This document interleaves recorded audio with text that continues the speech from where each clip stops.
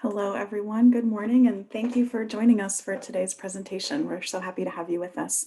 My name is Katie Ingersoll. I'm the Programs Director at SMU DataArts, and I'm going to get us started this morning with just a few housekeeping notes before we move on to our speakers.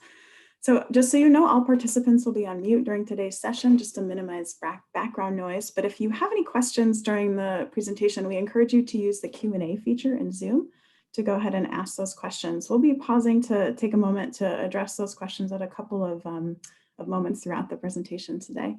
We also have the chat feature, which will allow for you to reach out to our team. We have several staff members here who can help with any technology issues you may experience. And I know Zannie is also going to be asking you for some feedback throughout the session using that chat feature. So it'd be great to locate that now. We do also have closed captioning available for today's webinar. If you would like to activate that feature, simply click the CC icon to turn on closed captioning. You'll then be prompted to view closed captions via subtitles or by live transcript.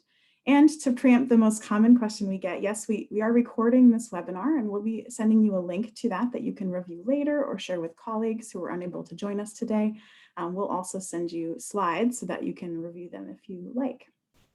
So we are especially excited today for this opportunity to present insights specific to the Dallas area arts community, which of course is our home city as a center at Southern Methodist University. I'd also like to acknowledge our many colleagues and supporters from SMU that I see in the attendee list today. Thank you so much for joining us. And of course, I also want to give a big thank you to TACA, both for co-hosting this session with us today and making today possible, and for their ongoing partnership with SMU DataArts. We're so grateful to them for that partnership. We're also very happy to have Terry Loftus, the Donna Wilhelm Family President and Executive Director of TACA, with us today. Thank you so much for joining us, Terry. Terry's going to share some welcoming remarks and introduce our speaker. So with that, I'll turn it over to you, Terry. Thanks, Katie. Good morning and welcome, everyone. Our sincere thanks to each of you for making time to be with us this morning. As Katie said, I'm Terry Loftus. I'm the Donna Wilhelm Family President and Executive Director of TACA, the Arts Community Alliance here in Dallas. TACA is a grant maker and service organization providing financial and non-financial support to the local arts community here in North Texas. Our mission is to support artistic excellence and impact in the arts through grant making, capacity building, and thought leadership.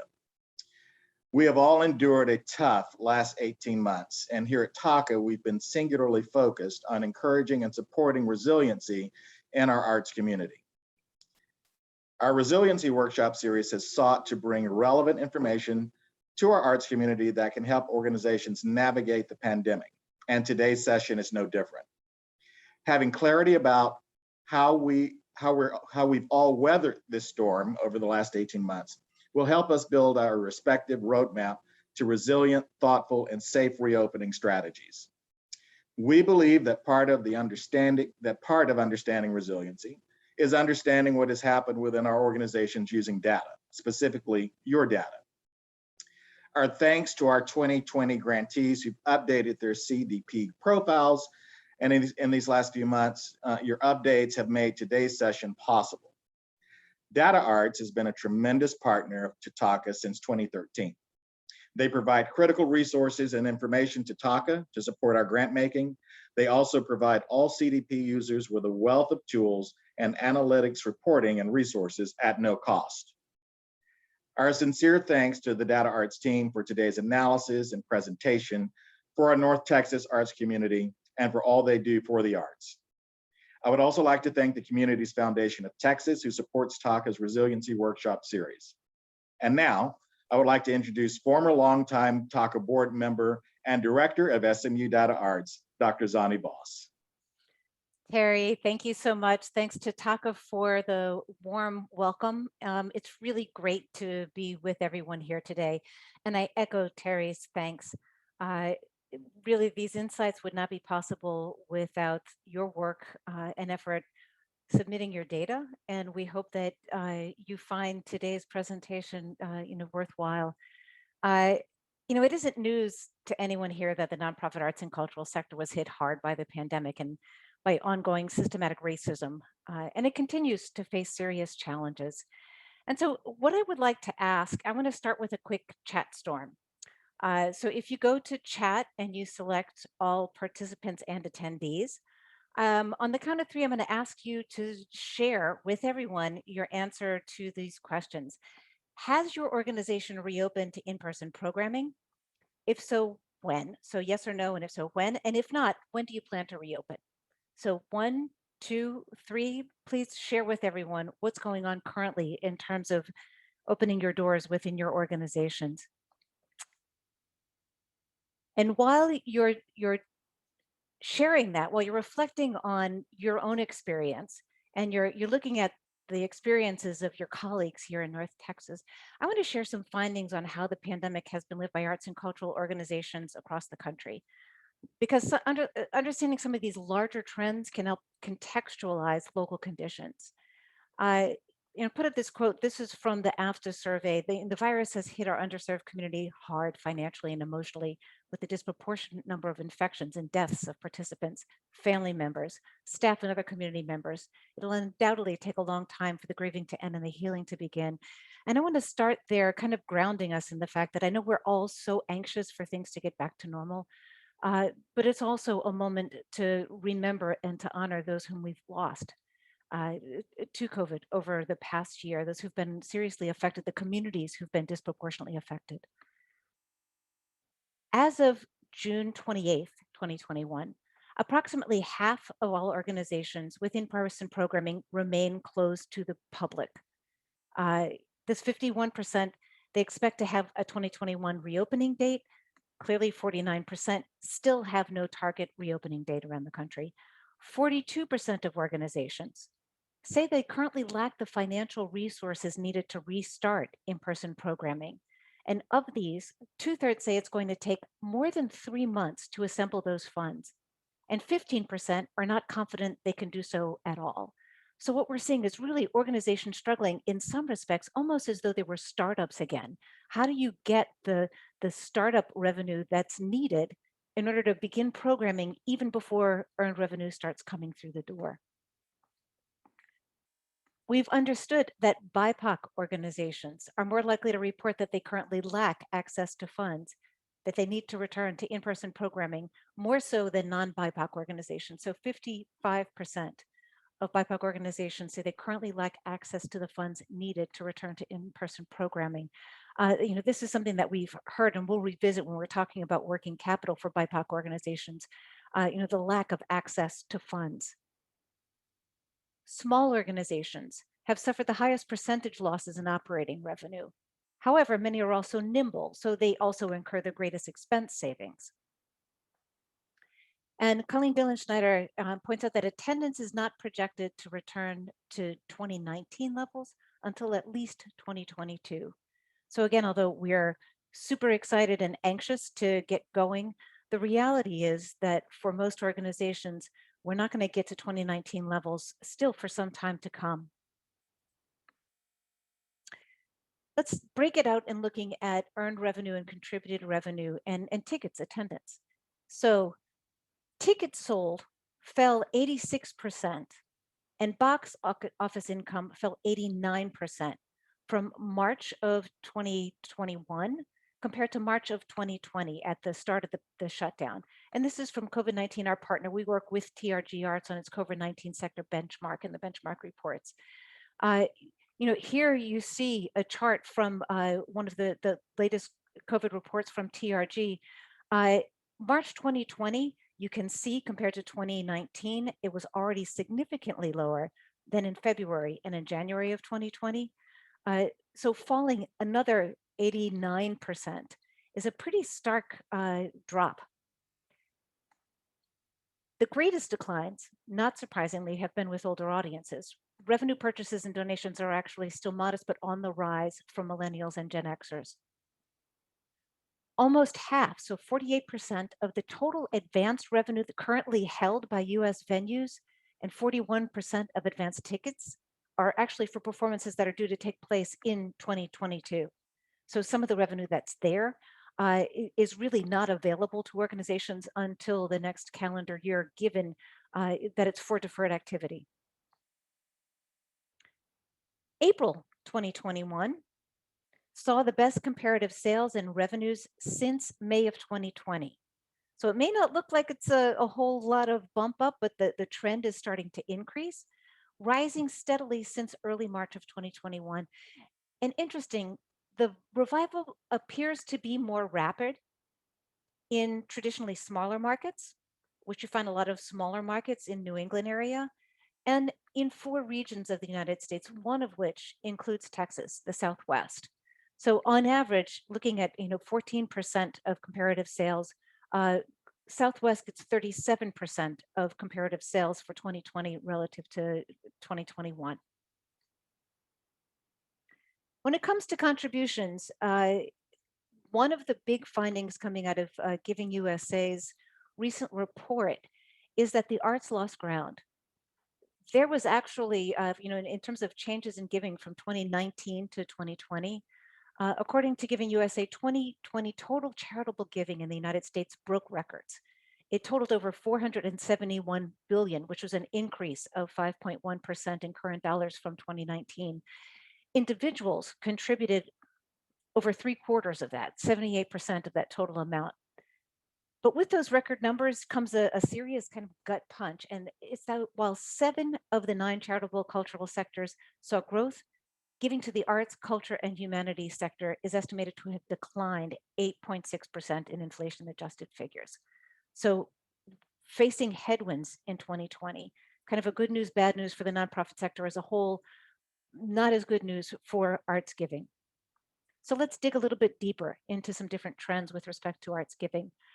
This is from Melissa Colley-Wolf. For those of you who follow Arts Funders Forum, arts funding was in crisis well before 2020, but the events this year have proven we can't wait any longer to reimagine our models for a more sustainable future. When looking at these trends and acknowledging that the arts sector has done a pretty awful job of explaining its relevance, I hope we can all agree that urgent action is needed. So again, from the TRG COVID benchmark reports, there's actually been more individual gifts, but at lower amounts. So compared to 2019, the number of gifts rose by 15% in 2020, but the aggregate gift revenue fell 13%. So more gifts, smaller average gift amount. 3 out of 4 organizations received more gifts in 2020 than they did in 2019. But the big drop was in the biggest gifts. Most of the overall drop in aggregate revenue from individual giving was due to a reduction of almost 43 million in gifts of over $1 million. So a loss of big mega gifts. And this is all looking at 2020. The 2020 boost in giving hasn't been sustained into 2021. So this is the latest TRG benchmark report, came out on May 7th. And you see in 2020 that in terms of gifts and revenue relative to 2019, almost half had an increase of 20% plus in 2020. That shifted severely so that by 2021, both gifts and contributed revenue have seen more than a 20% decrease. So this is a pretty substantial look at what organizations are facing, finger on the pulse at this point in time for 2021. That sense of munificence that came at the start of the pandemic has really dwindled with the start of this year. And so I want to talk about that really sexy topic of working capital. What is working capital? It's a measure of liquidity, and it represents an organization's unrestricted resources available to meet day-to-day obligations. It's ready access to available cash. The way we measure it is working capital is unrestricted current assets less unrestricted current liabilities. So it excludes restricted and invested funds, but it includes all forms of savings held as cash, such as cash held in specific reserves. So organizations that have run surpluses or can increase unrestricted working capital, or if there's exceptional giving that comes with respect to a crisis. And there are different ways that people talk about working capital. This happens to be a pretty expedient calculation and kind of the most direct way to approach an assessment of working capital. And you'll hear us talk about months of working capital. It's a useful metric that shows how long an organization would be able to operate at its current expense size if it was bringing in no new revenue. Months of liquidity declines when organizations either run operating deficits or often because they're encountering unanticipated revenue losses or expenses. And so I'm going to ask if we can do another quick chat storm. So go to your chat button, look for all participants and attendees, and kind of share with the group on the count of 3. What's your answer to this question? Has your organization ever been cash strapped? And what did it feel like? 1, 2, 3. Certainly, I've been with organizations before that have been cash strapped, and it's a really difficult moment. It's the thing that you lose sleep over. Uh, this is a wonderful quote that had come in uh, during some qualitative interviews that we did in a project with the Wallace Foundation.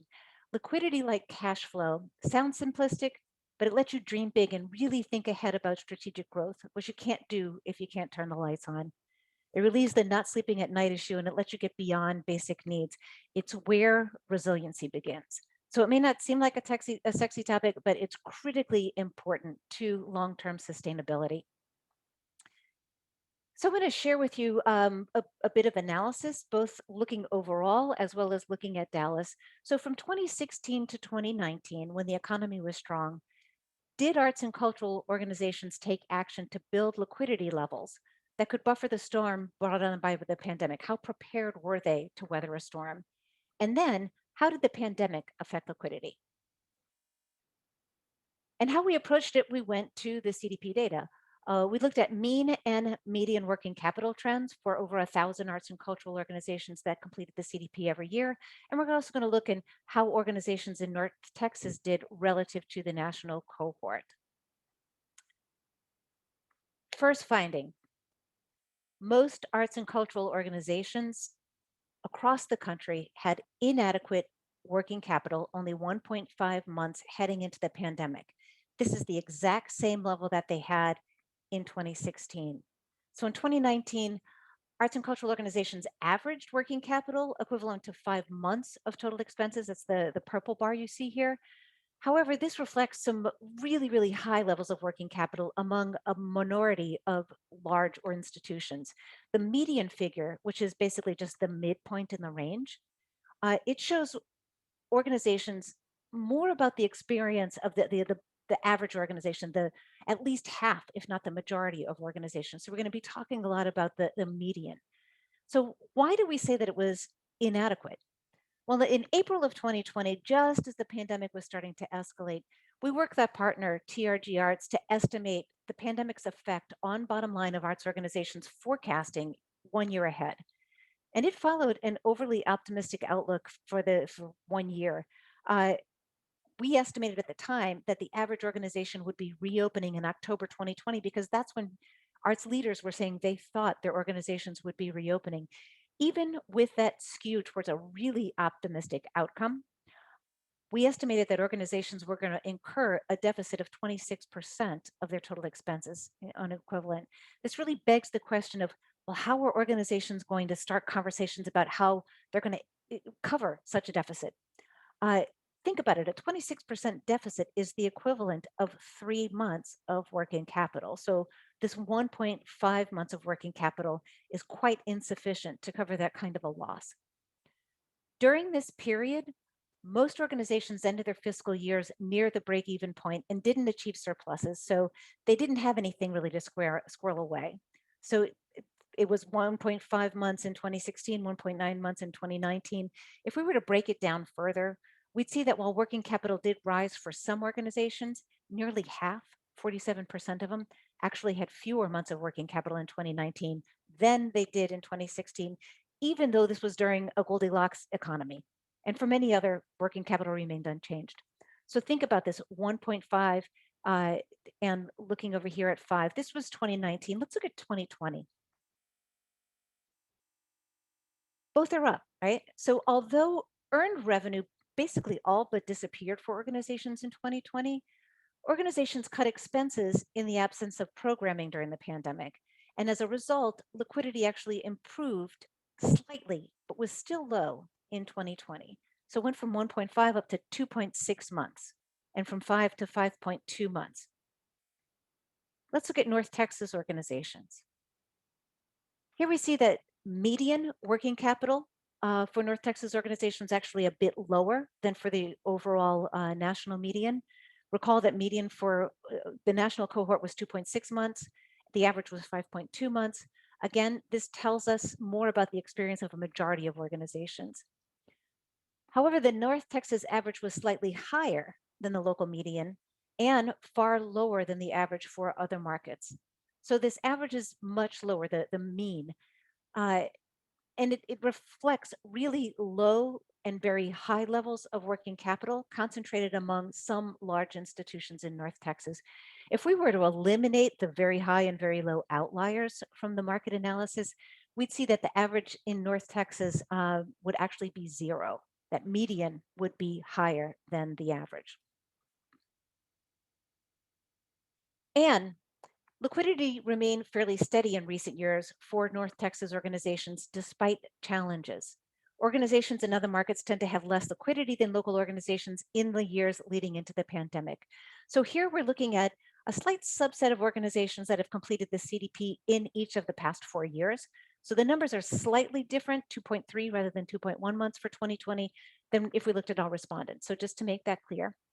And as was the case for organizations across the country overall, most North Texas organizations ended their fiscal year near the break-even point and achieved negligible surpluses, so they had very little to squirrel away.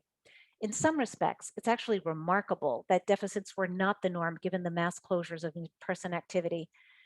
And this may partly depend on timing. So you think about it, if a performing arts organization with a June fiscal year and reflected only 2.5 months of pandemic effects in 2020, its fiscal year 21 financial situation is going to reflect up to an entire year of closure, depending on when it restarted programming. And if we were to break it down even further, we'll see that one aspect that actually shifted during the pandemic is budget size. Budgets contracted when programs stopped. So this is looking at inflation adjusted decrease over time in total expenses. In addition, while working capital did rise for close to 2/3 of North Texas organizations, 28% of North Texas organizations had fewer months of working capital in 2020 than they did in 2017, and 11% stayed virtually the same. So very aligned with these overall trends. So you're saying, well, if it's aligned with overall trends, why does the working capital increase for 69% of overall organizations go down 9%? For organizations in North Texas. What separates the North Texas organizations from the national trend group is the magnitude of change. So in North Texas, the 28% of organizations with fewer months of working capital took a big hit, whereas those in other markets that increased their liquidity, they did so rather substantially. And they clearly did so through exceptional relief and recovery funding efforts, not through years of amassing operating surpluses, because their bottom lines in 17, 18, and 19 didn't reflect kind of amassing bottom lines. So what we're seeing, again, kind of constriction of total expenses, and it'll be interesting to see coming out of the pandemic, how organizations figure out what their right size is given revenue projections and revenue possibilities. Second research question, how well prepared were arts organizations that primarily serve Black, Indigenous, and people of color communities through their mission-related work compared to peers that do not self-identify as primarily serving a community of color? Again, looking at mean and median working capitals, BIPOC and non-BIPOC organizations that completed a CDP balance sheet in 2020. And what we see here, again, now we're going to look at North Texas relative to the overall cohort. BIPOC serving organizations in North Texas were more liquid than their non-BIPOC peers. Okay. 2.9 months of working capital relative to 1.4. And they were slightly less liquid than those in other markets, but not far behind. So a big shout out to BIPOC serving organizations that actually increased their liquidity during this time of crisis, more so than non-BIPOC peers. But let's dig a little bit deeper. And I want to break it down by size. So really, who was most heavily affected? Size matters. BIPOC serving medium and large organizations have more liquidity than their non-BIPOC peers. And that gap kind of increases as size increases. And this is looking at the overall pool. I didn't want to break it out just for North Texas because there weren't enough BIPOC serving organizations to provide a representative sample. But looking across the nation, given that the findings in North Texas were really resonant with those for the overall cohort, we would expect to find the same thing. And some of you who run BIPOC organizations may be wondering, well, you're showing data that says we're healthy, but it sure doesn't feel that way. If organizations of color have inequitable access to revenue and capital, as these other studies tell us, well, why are they more liquid? One reason is because smaller organizations generally have more liquidity than larger ones because they have more flexible operating structures. They can be nimble. They rely on sweat equity, low cost or free space, volunteers more so than contract workers, more so than a fixed staff. They can more readily adjust to budgets to achieve surpluses. And with surpluses, they can build working capital over time. As organizations grow, by contrast, they're actually more likely to incur fixed costs that are not readily offset by revenue, resulting in deficits. So they're less nimble. They employ full-time staff. They have responsibilities for a facility. This makes them less nimble and more likely to spend rather than to save cash. Moreover, BIPOC serving arts organizations are less likely to grow large. They tend to be smaller than their non-BIPOC counterparts at every size grouping. And this is coming out of the data. Again, underpaid or staff and artists don't show up in the financials, or unpaid artists. When these hidden but real costs, the in-kind space, the constricted staff levels, when these don't get counted, organizations actually wind up getting penalized because they don't meet funder size thresholds. It doesn't appear in their budgets as it should. We heard this in interview comments for some research that we conducted with the Wallace Foundation. And I wanted to share with you just some of the underlying comments to this idea of being unable to grow large, lack of access to capital. Eurocentric organizations get building and resources, organizations of color don't. Everyone's running out trying to find a ghetto to serve to get the money. It takes away from organizations that have always done this work and will be there forever. We should all be treated equally, but that isn't the case. By being small, we were able to put strategy together more quickly, adapt more quickly. The interviews brought to light the challenges faced by organizations of color that really do deserve funder attention and public attention. Commonly identified external hurdles unique to these organizations around racism, gentrification, lack of access to funding, which together really look or identify a white supremacist culture that keeps organizations of color small. And it's not to say that all BIPOC organizations or all organizations more generally want to grow, but for those who do want to grow, who have lack of access to capital and lack of access to revenue, are denied agency.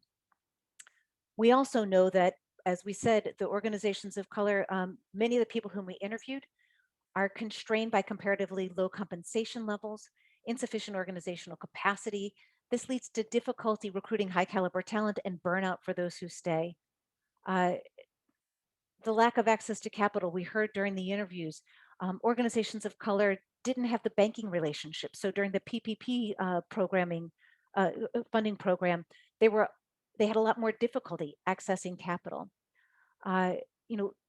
Looking at how BIPOC leaders and BIPOC organizations generate revenue and are constrained in terms of organizational capacity is a really big issue when it comes to inability to grow for organizations who want to grow. And lastly, despite inequitable access to revenue and capital, BIPOC serving groups have a really strong record of living within their limited means.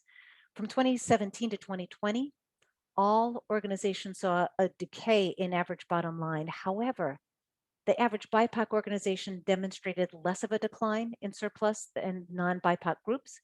When we look at the bottom line before depreciation, when we add depreciation into the bottom line calculation, the BIPOC organization saw less of a precipitous drop into negative territory than did their non-BIPOC peers.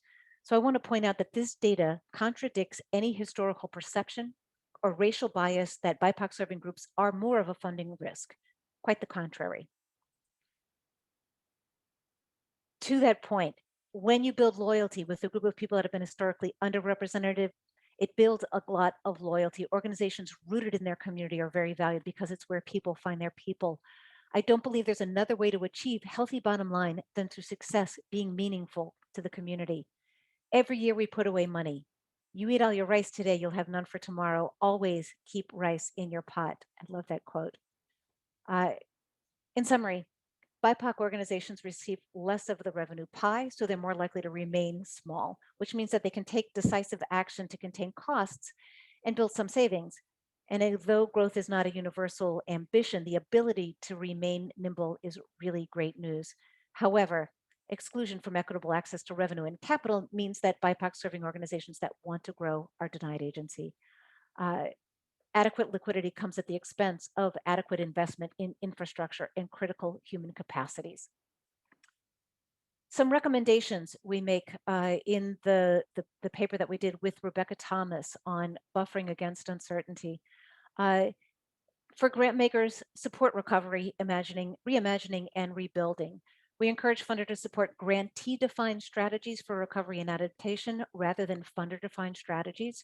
Place bigger bets on BIPOC organizations whose communities have been disproportionately impacted by the pandemic and may have recovery needs that actually measure in decades, not just in months or years.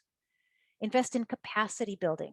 Provide flexible multi-year capacity building funds for staff positions and for salaries, so organizations can address these gaps in organizational capacity and human capital, particularly in the areas of fundraising and marketing, before encouraging programmatic growth. Allow organizations to get to a place of organizational capacity stability before adding programs. Reinforce new business models. As organizations emerge from the pandemic, changed or smaller, they're going to need a mix of flexible support. So signal trust to grantees by making unrestricted grants offered for longer periods of time. And help prevent history from repeating itself. The pandemic presents grant makers with an opportunity to support cash reserves in addition to funding strong programs once organizations have achieved strong surpluses. Funders who are working towards equity with BIPOC organizations should consider adding reserve funding to their operating grants, as well as funding to increase organizational capacities, again, particularly in the areas of marketing and fundraising. And for organizations, know your financial risks. Can you afford a deficit this year?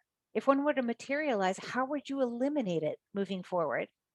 Prepare a monthly forecast of predicted and actual cash receipts versus expenditures for the next year. This is a tool that can help you make decisions that reduce the monthly cash burn and extend stability. Develop scenarios for surplus. Colleagues like AEA Consulting offer free scenario planning toolkits. Come up with at least 2. To reopen, consider how much cash you need before you begin earning revenue. How much cash are you going to need? What are you going to need to do to adjust your timeline for reopening, given your access to funds? Despite the temptation to open your doors very quickly, can you afford to do so? Plan to redo your plans. Uncertainty is a given. Monitor your results regularly. Be ready with your plan B and be ready to implement it. And last, start thinking now about setting savings goals. Assemble your board and discuss realistic saving goals. Prioritize building cash to cover several months of operations, possibly at a reduced budget size. For example, if your goal is 3 months of working capital, take 3 years to get there by building an extra month of surplus into each of the coming 3 years. So we have these different publications. This is your CDP data at work. Thank you for your time, for your efforts. We try to translate the data into insights that are valuable to you running your organizations.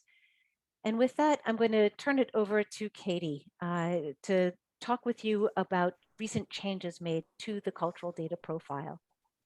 Great. Thank you, Zannie. Thank you for presenting that research. I do just want to once again invite everyone, if you have any questions for Zannie, I don't see any right now, so we'll go ahead and move on to the next section. But if you have any questions at all for Zannie or as I'm kind of presenting, please feel free to put those in the Q&A, and we will have time to take those questions at the end. So just wanted to extend that invitation. Great, so I'm going to go ahead and share my screen. Yeah, so again, really interesting and important and vital data that Zannie shared. And I think for me, if this year has taught us anything, it's that change is a constant, right? And that longitudinal data is essential in understanding how we can weather periods of upheaval and periods of adaptation. So we wanted to gather you today to share this research and these insights, but also to talk about how this data is collected and to kind of make the case for the importance of extending this data set through 2020. As Terry mentioned, many of you have already entered your 2020 data, and we are so grateful, but also beyond, so that we can understand how the story that Zannie laid out will continue in our sector. So that brings me to a quick discussion of the Cultural Data Profile, or the CDP, which is the data collection tool that enables the research that Zannie just shared. I know that many of you in North Texas and Dallas are very familiar with the CDP. You've been contributing your data as part of your grant application for many years. And so today I want to share some of the ways that you can make use of your data once it's entered into the CDP, and as Zannie said, share some updates and changes to the CDP that took place recently. So first, let's take a quick walkthrough of our process of collecting data and turning it into insights for the field, such as Zannie just shared. So it starts with the data that you, organizations, enter into the Cultural Data Profile. For those of you who aren't familiar with the CDP, it collects end-of-year data on organizations' finances, staffing, and programs. And so as more and more organizations participate in our data set, that data set becomes richer and richer. And our research team also connects that data to other sources like 990 data, census data, data about ticketing. And they do all that to create a model of the entire arts and cultural sector.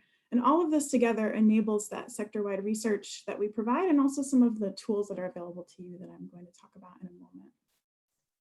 So here are a few examples of our recent research. I know Rochelle just put a link in the chat where you can see some of these. I wanted to specifically highlight our most recent report release that you see in the middle there, the intersection of funding, marketing, and diversity, equity, and inclusion. This paper examines if and how donor priorities and an organization's location, subscriber base, marketing actions, all of those different factors, how they affect the extent to which audiences represent the diversity of the organization's community. So that's our most recent release, but you'll find on that link that Rochelle shared just a wealth of research to take a look at. In addition to that field-wide research, we also have resources available that help you utilize your organization's data, including our analytic reports. These reports calculate many of the same data points and metrics and support in our research. We have an entire report about working capital that will help you kind of think about some of the questions and recommendations that Zannie just proposed, for example. But this will show you data just for your organization. So our analytic reports fall into 3 categories: our annual, trend, and comparison reports. The annual report provides a summary of your organization's financial activity, program activity, staffing data, and attendance. This annual report can be a valuable communication tool, helping you provide staff, board members, and external stakeholders with a nice overview of your organization.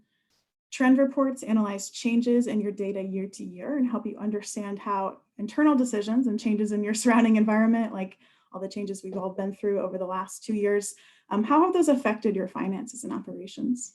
And finally, comparison reports allow you to compare your organization against a group of peers that you create by selecting criteria. So this type of benchmarking can be essential for understanding how to grow or how to increase financial sustainability, or to achieve other goals your organization has set. So both the trend and comparison reports are offered in 6 different formats that highlight different topics, including financial health, program activity, marketing, fundraising, working capital, and workforce. I'm going to give you a quick glimpse of these reports so you can just get a sense of what they offer. So this is our annual report. This report highlights trends over 3 years and includes a % change calculation to help you understand those trends and what big changes have been at your organization. The report also offers visualizations of some of the key concepts, for example, the breakdown of your unrestricted revenue by source. The report includes financial data, but also programmatic data in the same report, providing a great overview for stakeholders.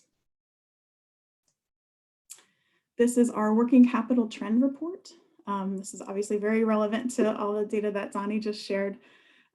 This report is going to provide a deep dive into a specific topic. We have a few reports like this. In this case, it's going to talk about financial sustainability and some of those metrics, including months of working capital that Zannie just talked about.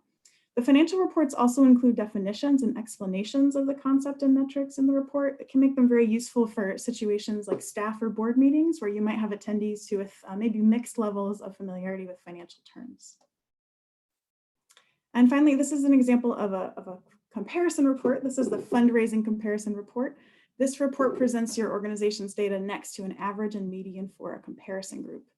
You can control who is included in that comparison group using criteria like budget size, discipline, or geography. This report, of course, looks specifically at fundraising, so you'll see a few key metrics about fundraising efficiency here. So that was a quick overview of the analytic reports. I also want to highlight a resource called the KIPI Dashboard. KIPI stands for Key Intangible Performance Indicators. This dashboard provides benchmarking scores from 1 to 100 on 24 key performance indicators for your organization. It's a great way to just take a pulse on kind of assess your organization. We hear from arts leaders that this is a wonderful way to see what's going really well at your organization and where there might be topics of conversation for growth. The KIPI dashboard also provides a level playing field, which you'll see here. What does that mean? Before the scores are assigned to your organization, our researchers use all the data that we have access to and our understanding of how different factors affect these scores, and we control for those different factors. So that means that anything about your environment that might be affecting how you operate, for example, your fundraising efficiency, that's controlled for when you look at those scores. Let's take a closer look at the dashboard. So here's the main page of the KIPI dashboard. Each colored dot is one of those indicators that I mentioned. There's 24 you can delve into, and the color codes sort of signify where your organization's scores fall. As you start to look at specific indicators, you'll see a score between 1 and 100, as I mentioned. This is a percentile, so it's showing you how you compare to peers on this metric. If you had a score of 50, that would mean you were right in the middle of your peer group. So here we can see some metrics about fundraising, including return on fundraising and metrics that examine the performance for each of these different types of contributions. So again, I mentioned that the dashboard provides a level playing field and that our research team has used our data set to understand how certain factors affect performance on these indicators. So a good example would be when we think about fundraising efficiency or return on fundraising, your local funding environment also obviously plays a really big role in your scores here, as well as your organization's age or sector and demographic information about your community. So once our researchers have a good sense of how these different factors affect results for organizations, they can control for these effects before they calculate your scores on each measure. So everything you see here in the dashboard kind of takes into account those factors about your organization and your local environment. So how should you use these tools for your organization? They can be a great tool to communicate with stakeholders. You can access formatted reports to share with supporters and donors without additional time spent creating each report. I know time is at a premium for many organizations. They can be helpful to frame conversations. So we recommend, for example, touring the KIPI dashboard with a group, maybe a committee of your board members or your leadership team, just to facilitate a conversation about areas of strength to celebrate and areas of growth. The analytic reports in the KIPI dashboard can both be an important planning tool. I know for many of your organizations, you shared with us kind of where you're at in your reopening plans, and it's a moment where you're probably in two different modes, kind of switching back and forth between planning for the immediate future, what will reopening look like, things like that, but hopefully also taking stock of the last year and a half and thinking about how your organization can move forward over the longer term and recover. So if you have entered your fiscal year 2020 data into the CDP, these reports are a great tool to prompt that kind of longer term look at your health and sustainability, when you're trying to make time for those long-term conversations in between those day-to-day decisions about reopening. So a lot of that planning right now might start with taking stock of your organization's position after 2020 to help you plan looking forward.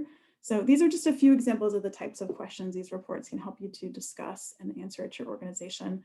How has the crisis affected our long-term financial position?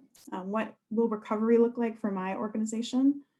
What revenue streams have carried us for the last year, and how does this compare to peers? And if we've pivoted to online programming, how has that affected the size of our audience and the balance between free and paid attendance at our organization? What should we preserve from this last year and a half, and what should return to normal? So I think this last year has shown us that it's more important than ever to have solid information about your organization, about the sector. We've seen some examples today of what that data can tell us as we move forward.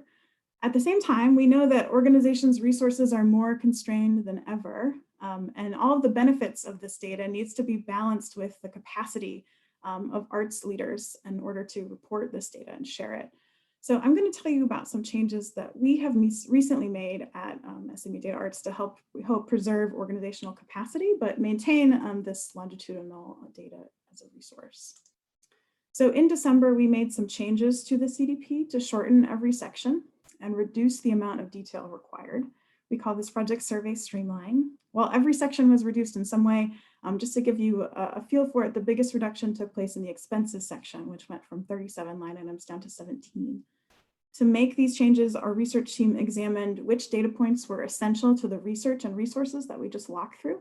And that formed the basis of the streamlined profile. So we really tried to make sure that every data point being provided was really essential to the research analysis and tools that we were creating. For those of you who have historic data who have entered in the CDP, who have participated with us for many years, we have transformed all of your existing data to match this new format. So you can still use it to analyze trends over time. If you run those trend reports, you'll see your data kind of as consistent trends over the last few years.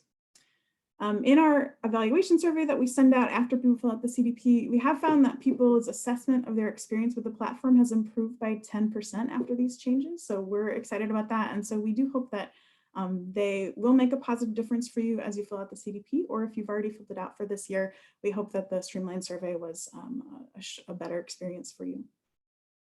So you can find more information as well as a copy of the new survey at the link below. Before we take some of your questions, I do want to put in a plug for some upcoming training sessions that we have planned. We're currently in the middle of a series of financial building block sessions that will focus on discrete pieces of financial knowledge you might need in order to collect and use financial data effectively. These trainings are targeted at smaller organizations. The first two have already taken place, but were recorded, and those two cover budgeting basics and how to create or update your chart of accounts. The final, so we can send a recording out if you'd like to access those trainings. The final one in the series will be next week and will be an introduction to financial metrics. And we'll actually talk a little bit about working capital and metrics that Zannie talked about today and focus more on how to use them to assess your own finances and plan for your organization. On July 29th, we're also offering a webinar with a more in-depth exploration of the KIPI dashboard with some tips on how to use it for organizational assessment and planning. And we will put the link to register for those sessions in the chat, and we do hope to see you there if you're interested. Great, so I'm gonna take a look at our questions. Okay, so I do have a question, so we'll go ahead and jump into questions, Ani. So a question from Michael Heitz. Thanks, Michael. So he says, you mentioned a goal of having a 3-month reserve for expenses. Is 3 months typical for arts organizations? So he said that other nonprofits he's heard of tried to keep 6 to 12 months of reserves, which seems luxurious compared to the data you just presented. Yes, definitely, Michael. So I'll let you take that one first. You know, 3 months is what often gets thrown out as kind of a rule of thumb of what arts or arts and cultural organizations should strive for. I think you see in the data, it's not the norm for arts and cultural organizations to even have 3 months of working capital. You know, the norm is below, I think only small arts and cultural organizations in 2019 and about, you know, closer to 4% in 2020 actually are getting to the 4 months of adequate levels of working capital. We work very closely, the Buffering Against Uncertainty report we co-authored with Rebecca Thomas, with Rebecca Thomas and Associates. She was a former vice president with Nonprofit Finance Fund.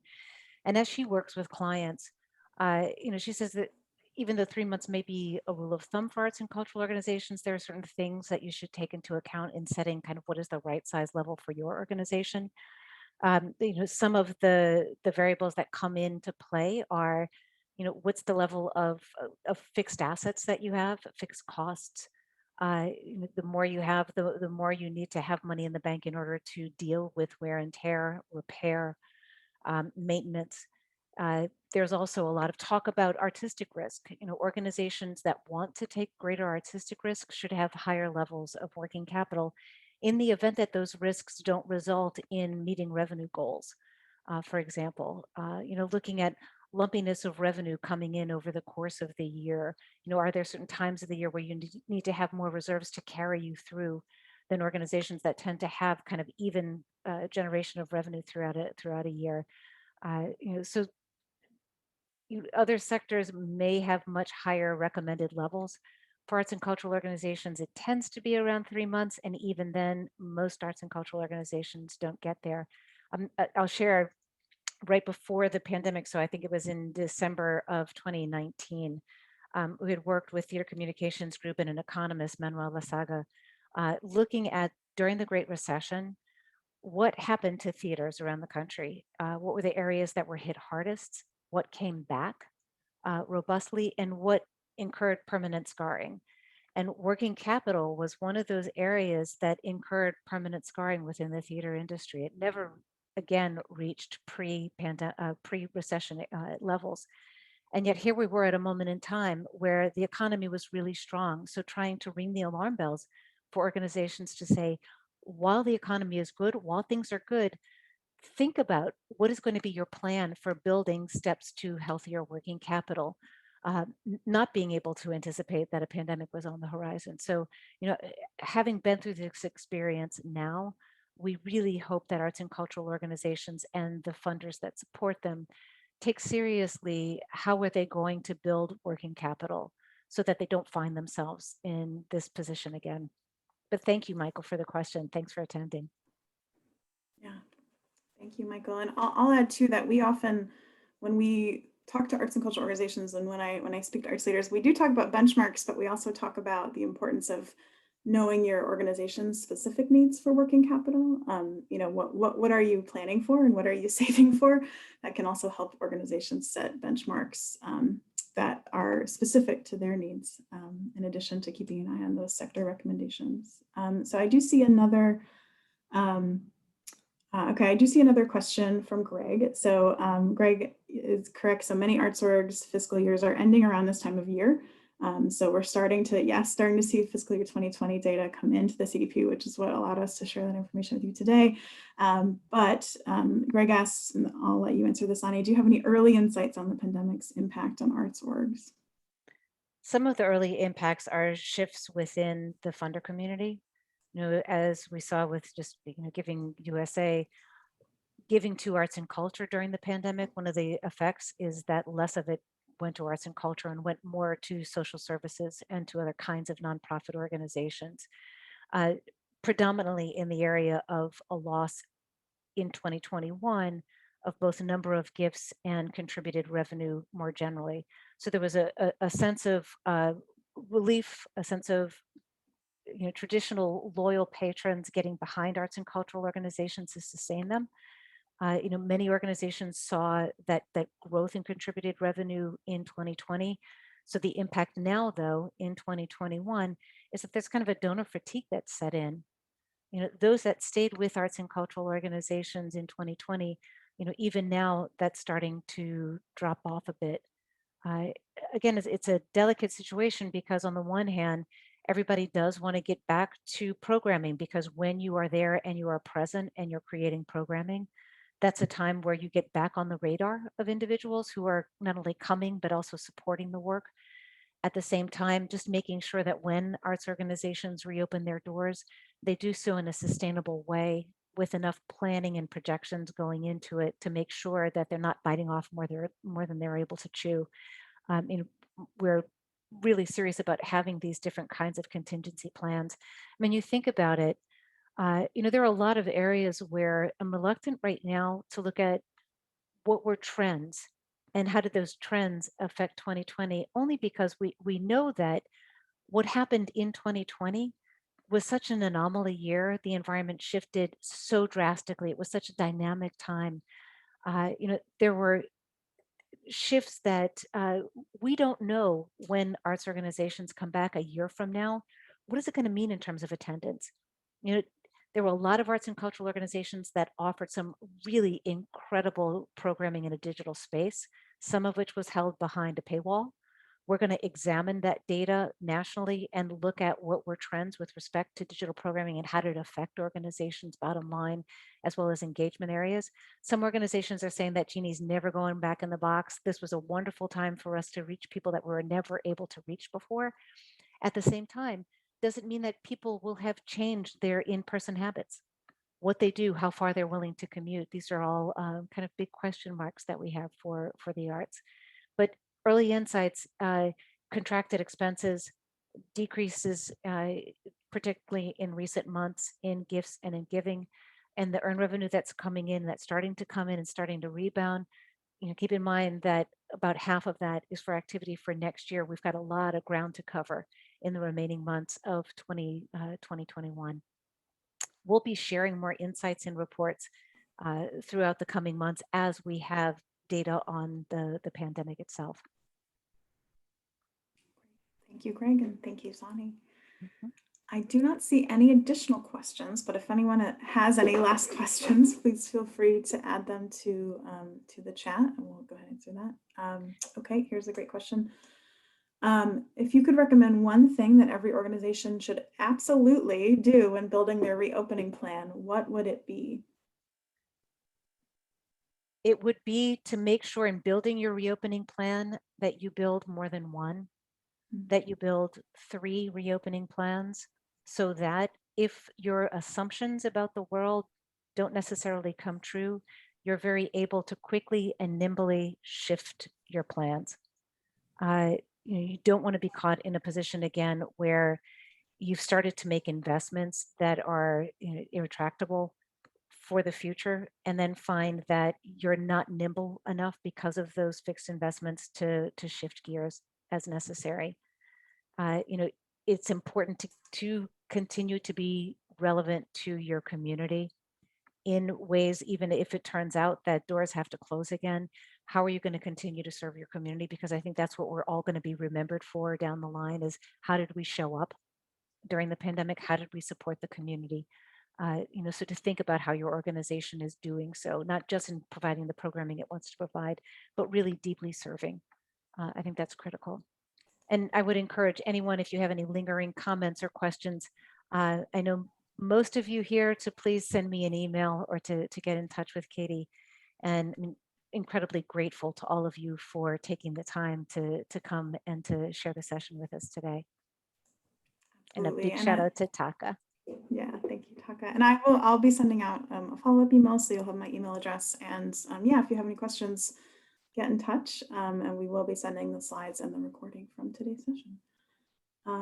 Great. So I think with that, we will go ahead and end our session today. But big thank you to everyone. And of course, thank you to Taka.